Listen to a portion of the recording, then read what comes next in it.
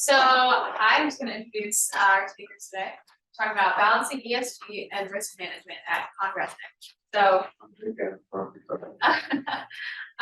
Jenny Bruskill is the ESG practice leader at ConResnick based in the DC metro area, focusing on driving cross-functional ESG solutions, intersecting sustainability and business objectives in the following areas: climate change and decarbonization, supply chain sustainability, social strategy, and governance. Jenny is a seasoned strategy professional with over 20 years of experience in strategy development and execution, mergers and acquisitions, business transformation, and financial accounting. Prior to joining ConResnick in 2022, Jenny led the ESG program at KPMG US. Jenny earned her MBA from Northwestern University and attended George Mason University for her undergraduate degree. And Ben McGovern is a senior manager within ConResnick's Global Consulting Solutions practice based out of Philadelphia, Pennsylvania. Ben has extensive experience helping clients across all industries: energy and natural resources, private equity, manufacturing and industrials, real estate, tech, pharmaceuticals, and medical devices. Assess, design, implement, validate, and report on their environmental, social, and governance programs. Anyway. Awesome, thank you. So yeah, we're here today to talk about balanced ESG and risk management. So went through some of our backgrounds. Maybe just a time, we'll just keep going. So thanks everyone for joining us on this beautiful Friday afternoon. And Jenny and I are beyond excited to share our thoughts today around balancing ESG and risk management. We'll go into a brief introduction and then measuring ESG reporting, navigating the ESG journey, and then wrap up in conclusion. We ask you kind of save your questions until the end.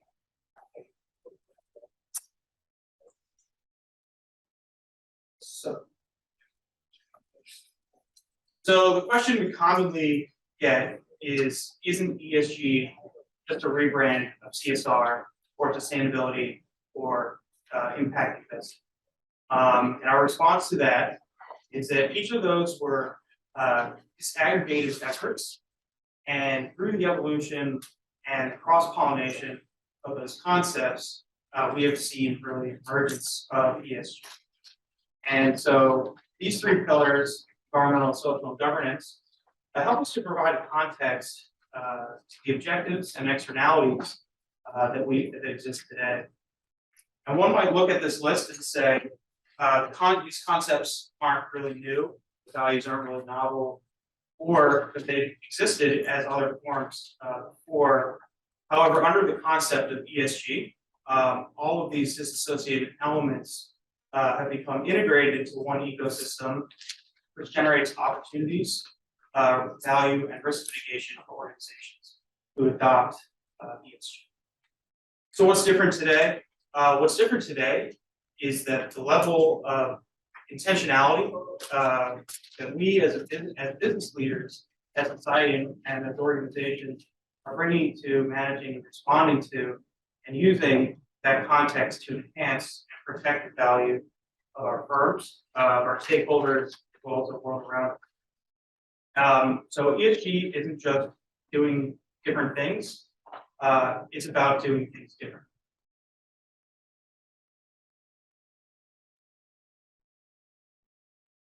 So what makes ESG such an important concept for organizations? ESG adaptation drives value creation, in our opinion. Organizations must, however, understand the external and internal opportunities, as you can see here, as well as the risks to extract value and mitigate risk. So as we've been seeing, there are many new and rapidly evolving external issues affecting organizations. We see regulatory requirements changing, evolving asset classes, climate sustainability, return on investment, and climate stewardship. We look at company brand and public image. These are all external factors that organizations are now being faced with, and basically these are really opportunities that can be viewed as potential risks, but the value is really in finding how to extract those opportunities. And then we can look at some of the internal challenges. These are really more around, where companies can get started, where can they put their arms and legs to extract that value that I mentioned, balance that risk, and mitigate those risks. So the questions we often see from our clients is, where to start and which ESG issues are material to us. And then do we have the right resources?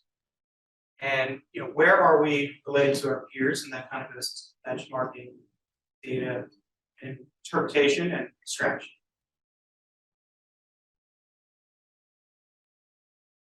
So first, I think it's important to cover what the difference between framework, standard, and a guidance is.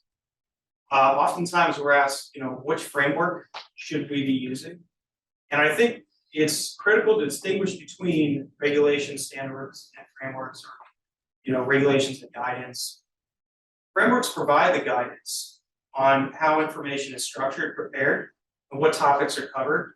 Standards and regulations, on the other hand, make frameworks actionable, ensuring comparable, consistent, and reliable disclosure. As ESG transparency and reporting become more the norm for organizations, we're beginning to see harmonization and standardization across various standards and guidances, which in turn will support how we apply the various frameworks to extract value and balance risk.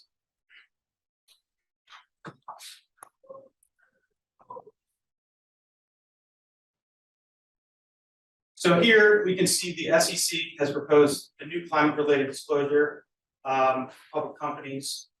And in March of 2022, with the issuer rule, the SEC's proposed rule amendments that would require public companies to provide more certain climate-related financial data, greenhouse gas emissions, public disclosures. So as you can see, as we move across, there become more stringent rules.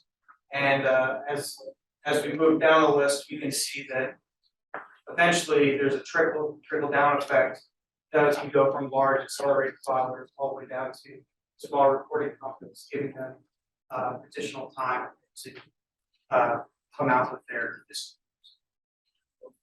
Jay, is there anything you want to add to this particular slide?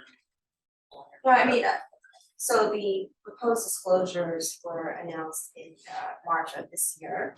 There was an open comment period over the summer that was supposed to end, I believe, in September. Apparently there were some technical glitches and there were a lot of comments, as you can imagine, from some companies on Wall Street, tech companies, all kinds of companies across industries. And so there's no definitive timeline in terms of when these rules will be finalized, but the expectation is sometime in Q1 of 2023. So that's right around the corner. And it's something that, and so we don't know exactly these particular elements will stay, but we expect that some of it will, in terms of the footnote in the 10K. The timing might shift a little bit. The disclosure around scope 1, scope 2, or scope 3 might change a little bit, but the assurance piece probably will stay. But again, the timing is still a little bit up in the air, depending on what's finalized.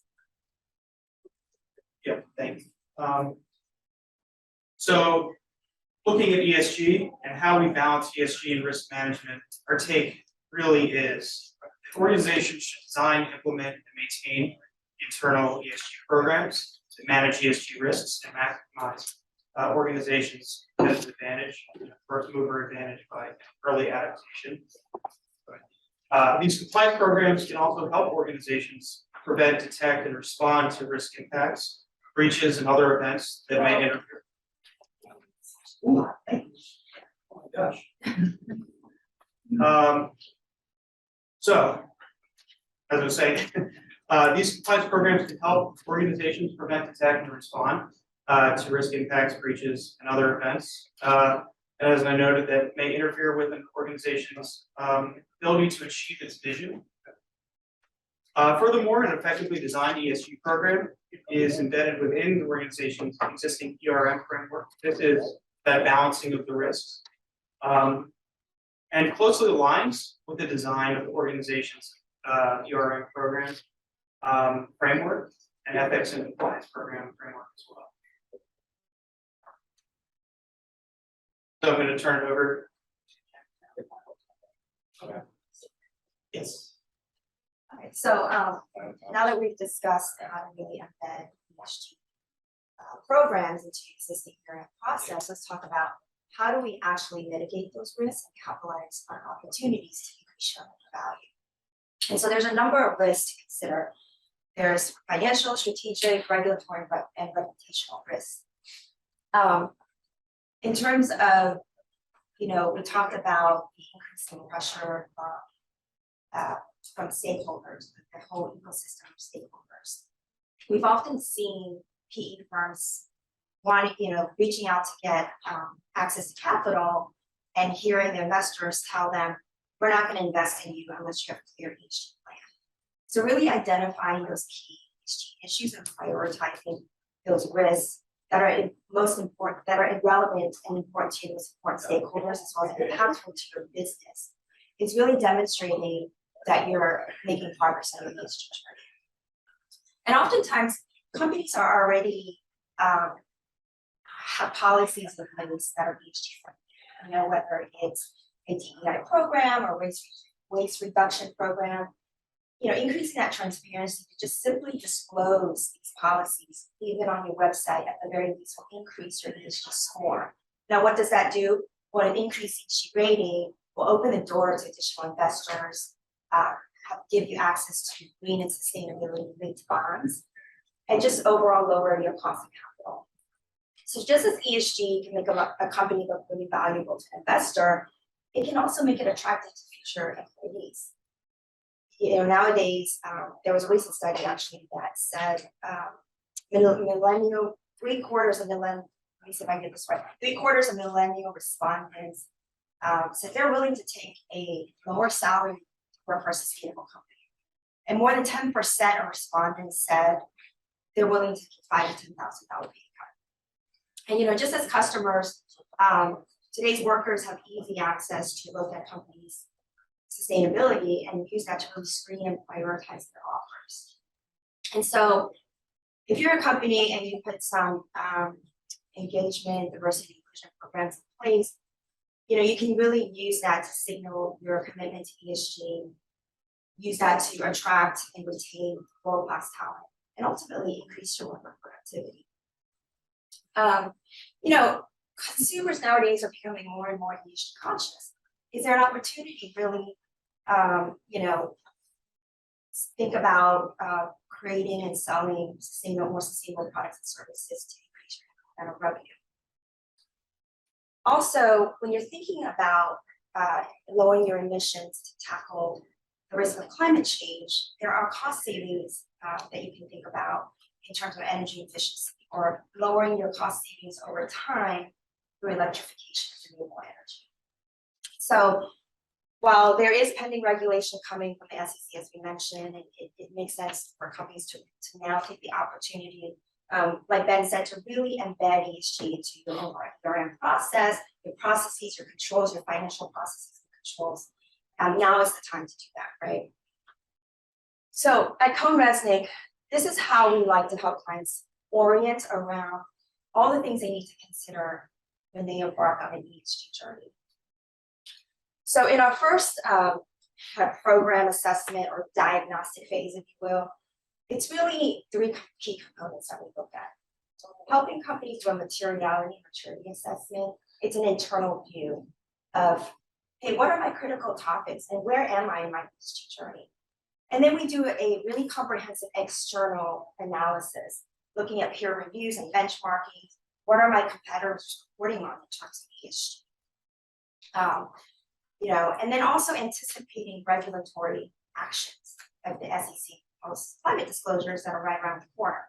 And how do I align to that? What do I need to think about now? And then in our design phase, after we go through all of that, then we figure out a strategic planning exercise, right? So taking the output of that first phase and really thinking about how my operating model, my cost model, really taking a practical approach and looking at how does that all fit into the trajectory of my organization with an affordability lens, sorry. Then finally, we look at, when we're implementing these programs, we need to think about the existing infrastructure processes, look at technology enablement, look at our internal controls. Does it need to look like socks, and how do we get there? And then finally, our last step is really the data gathering to get ready for that reporting and potential assurance in the future. And what assurance really means is just when you think about financial statements that are in our 10K, in companies' 10Ks, they get audited by a third-party accounting firm. So assurance, it's similar, but it's on ESG data. And so, how do I think about, how do I think about where to get that data? How to make sure, what metrics do I want to assure? How do I put that process in place to account for that data? And then if I need to report this similar to financial reporting, do I need to do it on a quarterly basis?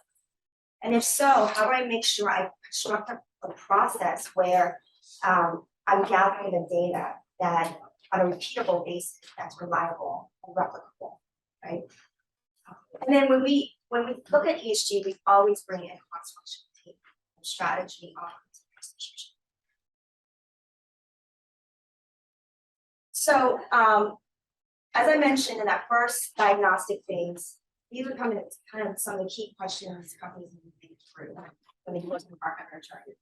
So the first and probably most important thing is really understanding the ambition level of your organization.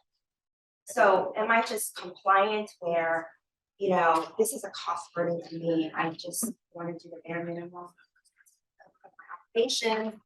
There's still a lot to do in terms of getting that reporting accurate and complete. So I don't even want to talk about value judgment right now. Or in the second box here over here where I'm strategic, I'm a strategic player. I'm going to think about how do I capitalize on opportunities to really drive incremental revenue through ESG. So for example, if I'm a supplier to a large customer and there's other suppliers providing the same insight to 5 other large customers, and I know that all of these customers want a sustainable version of my input. If I come out first to market producing that sustainable sourcing, then I can beat my competitors and beat them out of their supply chain and steal all their customers, right? So it's thinking about how do you kind of change your business model to be have more of a competitive differentiation. Or am I transformative, that bottom box where, like the Googles and the Microsofts of the world have already met their net zero targets. They clearly want to take back every emission that they've ever emitted. They're investing in carbon capture, sequestration, all those technologies. They want to make an impact on the world. And then thinking about how do I change my business model as we move towards that low carbon economy, right?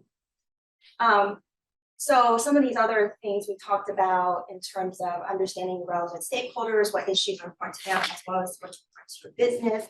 And then, looking at your, and then understanding different frameworks and standards and what you should align to, but also looking at your operating model to take that practical approach to build out that roadmap for the short, medium, and long-term goals.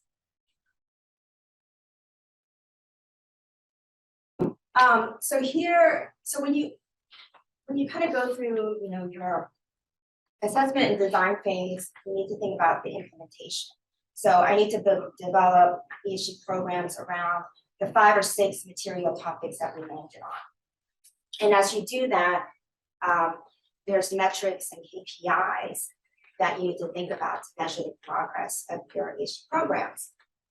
And so here we have kind of the key ESG issues under the ES&G, and within the respective sub-elements that are measured by key performance indicators. And those KPIs can be both qualitative and quantitative. And companies use those, really to help them set strategic goals, help them with governance, help them with their maturity assessment and industry benchmarking. And then those KPIs get fed into a number of reports that you can use internally and externally. One of the challenges that companies are facing today is really, where do I get that data? It's not financial data.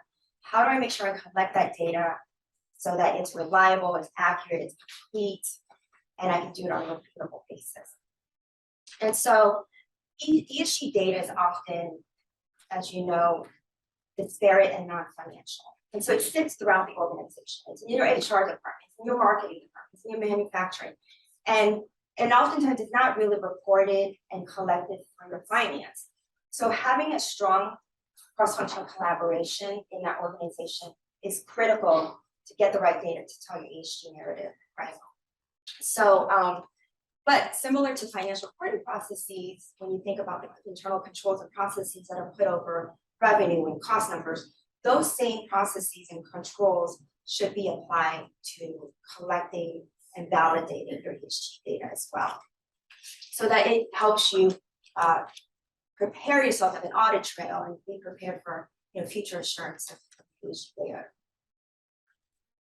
And finally, when it comes to corporate sustainability reports, it's really developed based off of stakeholder expectations and materiality assessment that we talked about that intersects the importance of issues that to your stakeholders and to your business.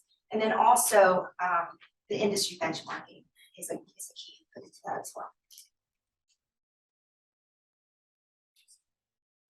So just to wrap up,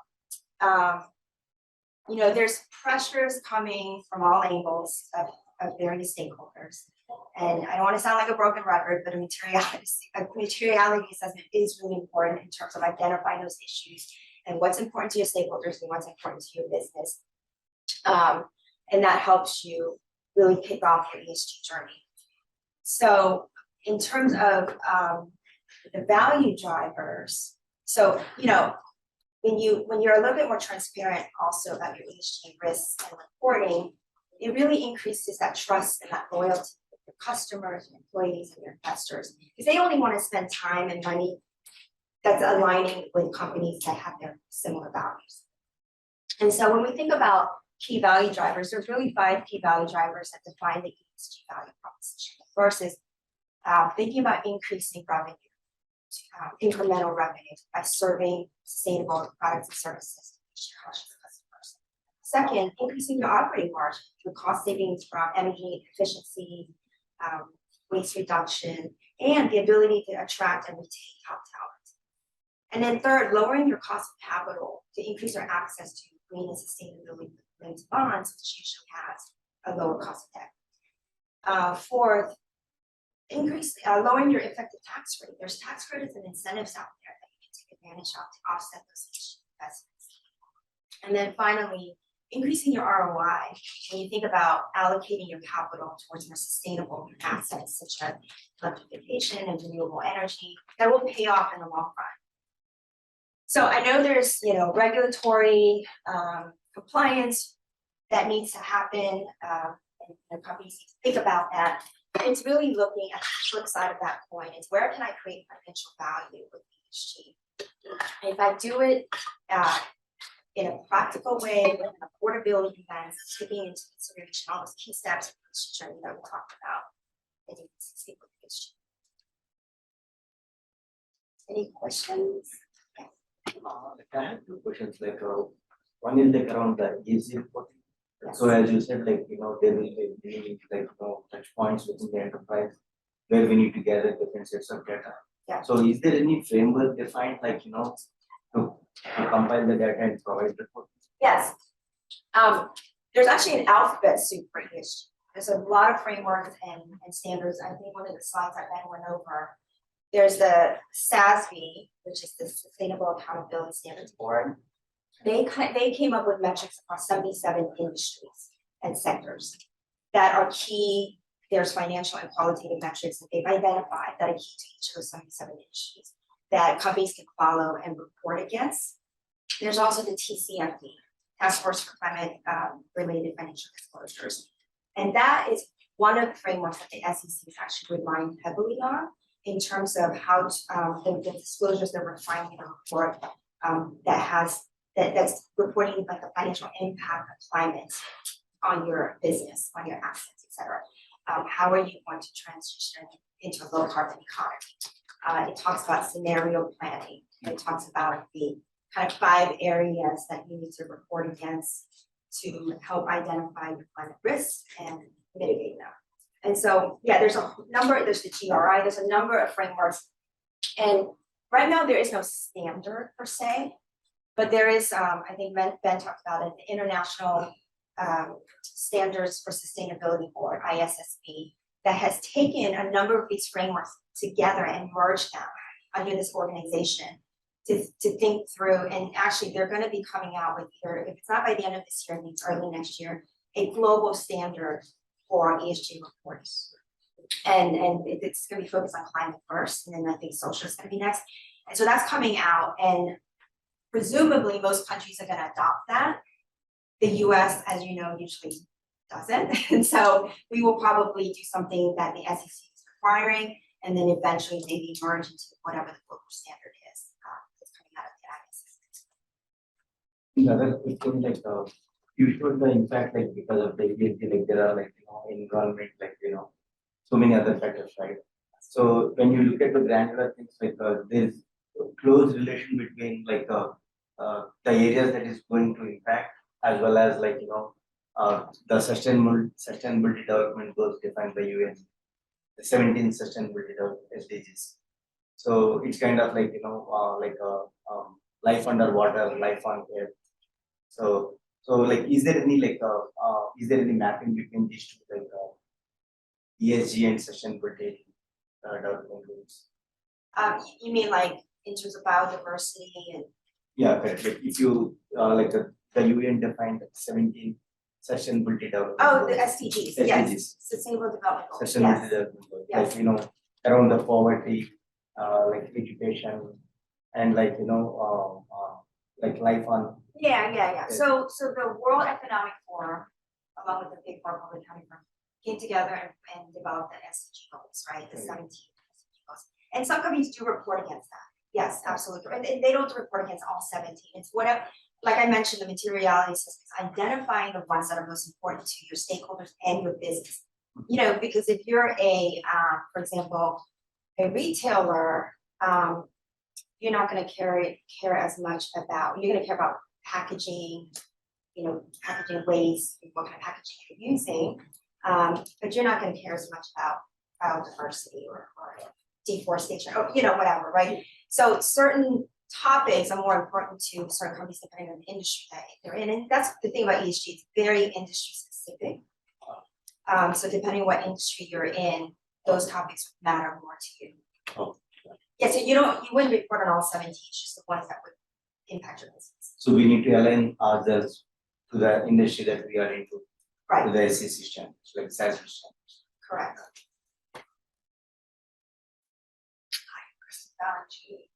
I'm just curious, what anecdotally in your experience, where do you see the role of ESG sitting inside of your most successful clients? Is it sitting supply chain and the finance Right. function? Is it its own standalone reporting to the CEO? Yeah, so the Chief Sustainability Officer role has been a new role that's been created by many companies, Fortune 500, probably like 20% Fortune 500. That's been created in the last like 5-6 years, right? And so companies that have the resources are creating sustainability departments that are responsible for not just ESG reporting, but really working cross-functionally with all the other departments to make sure that they're getting the right ESG data and that they're implementing the right ESG programs across the organization. We have that governance in place. But smaller and medium-sized companies that don't have the resources, we've seen it come out of like investor relations, we've seen it come out of HR, marketing, we've seen it come out of various departments. But in my opinion, I think that to do it right, and that's just my personal opinion, an organization should really consider the finance department taking ownership of the ESG data, because all the controls and processes that you normally put in place for financial reporting needs to be, and the systems too, needs to be applied to ESG data. So it would make sense for the finance department that's already well versed with all that ecosystem to really apply it to ESG data and just take ownership of it. Yeah, I agree with that, and I think as I was saying earlier, it really does drive to finding the true value, the ROI of investing early on in ESG, finding the right metrics that align with your business and your competitors. And so yeah, I agree. Yeah, I appreciate you making the comment on smaller companies, because at the end of the day, there's 10,000 publicly traded companies, and this presentation is the assumption I'm making is geared towards companies that are publicly traded. So what would be your advice to what we operate kind of more in the real world, privately held companies, good revenue size, just not publicly traded. Right. What are you seeing as trends as far as mandates around private companies under this sort of framework? Yeah, so with private companies, even though you won't be subject to the SEC regulations, you might get pressure from your large customers that are publicly traded and that do need to comply with this. And so they might be putting pressure on you to say, hey, I need to, because they need to report on scope 3, which means all the emissions that are on their supply chain and then all the emissions that their customers are emitting. And so they need to collaborate across the value chain to gather that data. And so, hopefully, so the pressure might be coming from the customer side. And then also, I think even for public or private companies, it's just a great tool to use for recruiting top talent. The younger generations, Gen Zs, they're all over this. And, and we've also been able to retain talent because of our ESG practice, where people have said, well, I don't want to do, audit anymore. I don't want to do tax work anymore. I'm really passionate about ESG. That's where the space I want to get into. And so instead of leaving, said, well, we have an ESG practice, we can just move you into this department. And I wanted to make also a point regarding, I think you said that the presentation was catered toward the public. Well, that's how I took it on the SEC reporting. Yeah, no, and we really appreciate that question. I think what, CohnReznick is, kind of taking this presentation and thinking about it broadly, not just public companies, but, Russell 2K companies and small businesses as well. And I think it's also important to know that we get a lot of questions from our, mid-market companies, not, the J&Js of the world, but rather those mid-market companies say, like, where do we start? And they're the ones that really need the ESG help because they don't have, a chief sustainability officer.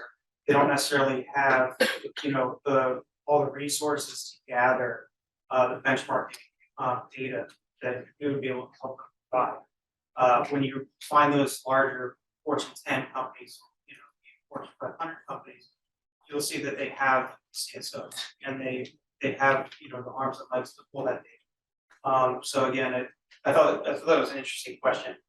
Appreciate that. Yeah, sure. And one thing also, the DC area, the uniqueness here, it's a no dirty fingernail economy, right? So everybody here is professional services. There's very, very, very little direct manufacturing here. Yeah. So, Yeah. so again, a lot of companies here aren't running under that mandate, right? Right.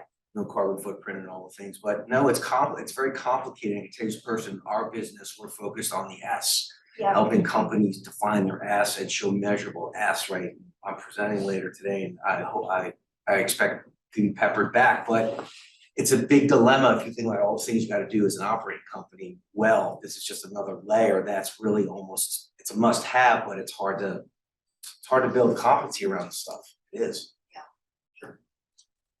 This is a question. So my name is Chantel, recent MBA grad, focused on social impact, and I've been considering doing independent consulting, but I've also been seeing these things popping up around fractional chief CSOs, fractional CMOs, things like that. Are you guys seeing any, since we're on the subject of mid-market and smaller companies, are you guys seeing any trends towards that? Are they often trying to bring in consultants? Are you seeing them sharing maybe one employee across different contracts, or are you guys even able to speak to that question?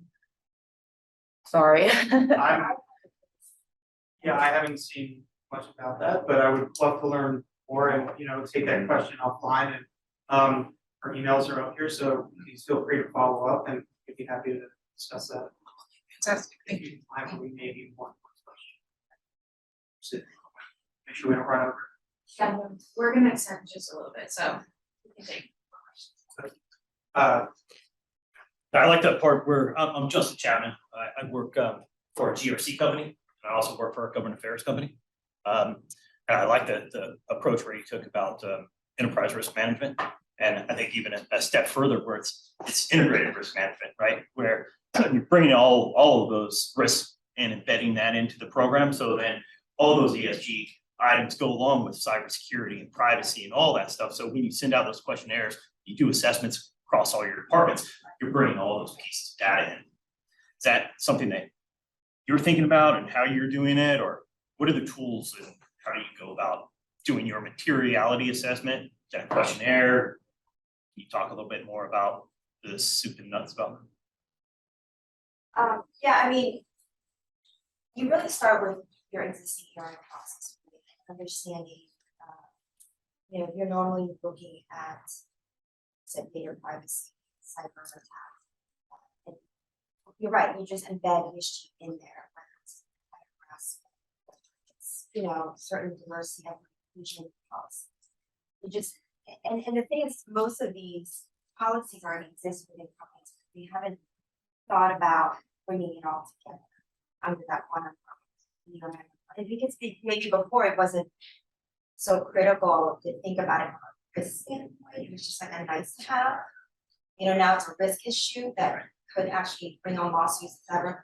So it's really embedding all of those, when you think about the issues across the E, S, and G, I mean, not just S, but also whatever, climate impacts that could happen on your business. Bringing all of that under that ERM framework. And when you go through that process, thinking about all those issues together, along with, the critical risk issues that have already been looked at for years,